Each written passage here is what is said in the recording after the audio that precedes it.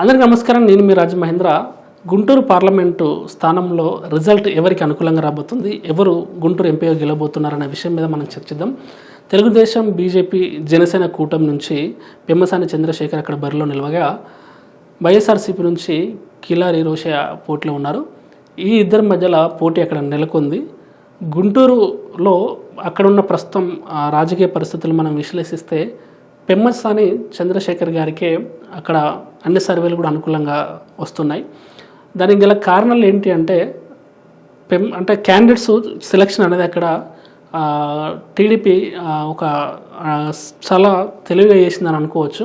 అంటే ఓటేసే ముందు జనాలు కూటమి అభ్యర్థి వర్సెస్ వైసీపీ అభ్యర్థిగా చూస్తే ఇక్కడ కూటమి అభ్యర్థి గెస్చర్ అనేది చాలా పెద్ద ఎత్తున కనబడుతూ ఉన్నది.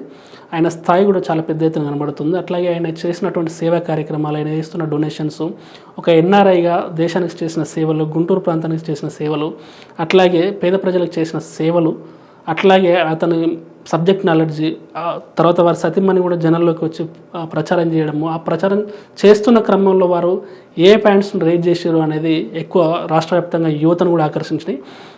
విద్య, వైద్యం, నిరుద్యోగము, అభివృద్ధి, ఉపాధి కల్పన అనే బేస్గా పెమ్మసాని గారి ప్రచారం జరిగింది.